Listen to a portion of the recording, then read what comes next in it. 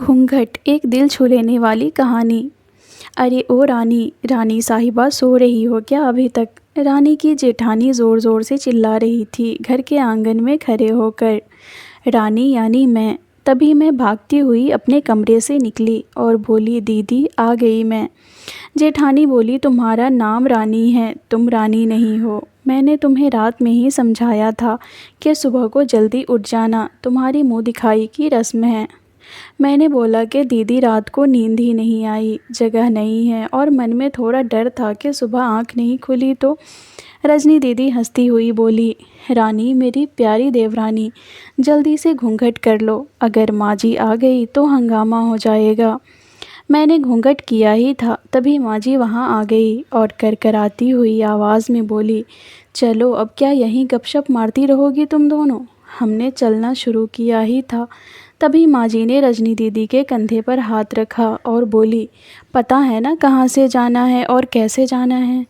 माँ जी ने बोला कि जब भी कोई बड़े तुम्हारे सामने हो तो हमेशा घूंघट में रहना और कम से कम अपने बड़ों के सामने आना और बिना घूंघट के तो कभी नहीं।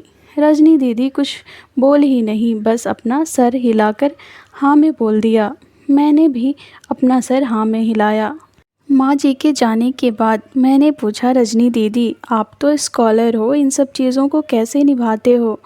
रजनी दीदी मुस्कुराई और बोली कि मैं थारे जेठ जी से बहुत प्यार करती हूँ, इसलिए अभी तक चुपचाप सब चीज़ें निभा रही हूँ।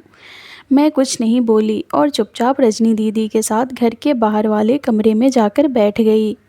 वहाँ पर एक पड़ोस की आंटी जी बैठी थी। वो बोली कि यह कैसी बहू आई है, ससुर जी सामने खड़े हैं और ये यहाँ बैठी है। मुझे कुछ समझ ही नहीं आया। मतलब? रजनी दीदी बोली कि आंटी जी अभी नई बहू है, यहाँ के रीति रिवाज सीखने में थोड़ा समय लगेगा। रजनी दीदी मुझे वहाँ से उठाकर मेरे कमरे में छोड़ गई। 6 महीने यूं ही छोटी छोटी चीज़ों में बीत गए। फिर एक दिन मैं राहुल के साथ साड़ी लेने गई। राहुल का फ़ोन आया और वो दुकान से बाहर बात करने चला गया। साड़ी की दुकान पर मैं बेधड़क होकर साड़ियाँ देख रही थी। तभी साथ में बैठे हुए अंकल जी खांसे। 1 बार, फिर 2 बार, फिर 3 बार। मैंने साड़ी वाले भैया से बोला कि भैया इन अंकल जी को पानी दे दो, बहुत खांसी हो रही है इन्हें। अंकल जी भड़क उठे और बोले, क्या बदतमीज़ लड़की है ये, कुछ शर्म लिहाज है या नहीं इसे?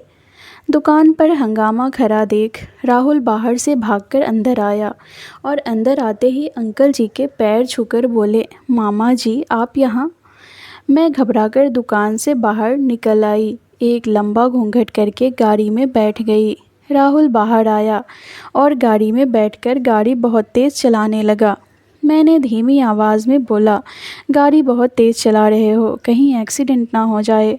हम घर पहुँचे ही थे तभी माँ जी ज़ोर ज़ोर से चिल्लाते हुए बाहर आई, देखो आ गई ये रानी साहिबा, ख़ानदान की इज़्ज़त को मिट्टी में मिलाकर।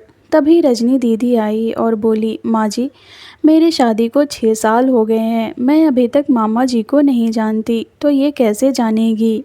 माँ जी ज़ोर से चिल्लाई, देखो कैसे चप्पड़ चप्पड़ ज़बान छिल रही है इस रजनी की भी। राहुल सबकी बात काटते हुए बोले कि माँ ये दोनों सही बोल रही है, अगर ये हमेशा घूंघट करके रहती है तो ये मामा जी को कैसे पहचानेगी? और माँ आज मामा जी के फ़ोन पर तुमने पूरे घर की शांति को भंग कर दिया है। ये वही समाज है जिसने सीता मैया पर भी उंगली उठाई थी। पिताजी और जेठ जी ने भी अपना पक्ष राहुल के साथ ही रखा। माँ जी थोड़ी देर सोचने के बाद वापस रजनी दीदी और मेरे पास आई और बोली कि तुम दोनों को अपनी मर्यादा पता है, मुझे उम्मीद है कि तुम कभी भी मेरा सिर शर्म से झुकने नहीं दोगी। हम एक ही परिवार के सदस्य हैं, हमें हमेशा साथ रहना है, अच्छा वक्त हो या बुरा वक्त हो, हर सदस्य को अपनी मर्यादा पता है। माँ जी ने मुझे और रजनी दीदी को गले लगा लिया। तो फ्रेंड्स उम्मीद करती हूँ आपको ये कहानी पसंद आई होगी, तो प्लीज़ वीडियो को लाइक करें, शेयर करें, चैनल पे नए हैं तो चैनल को सब्सक्राइब ज़रूर करें। इसी तरह की और भी वीडियोस देखने के लिए बेल आइकन को प्रेस करें। कहानी सुनने के लिए आपका बहुत बहुत शुक्रिया।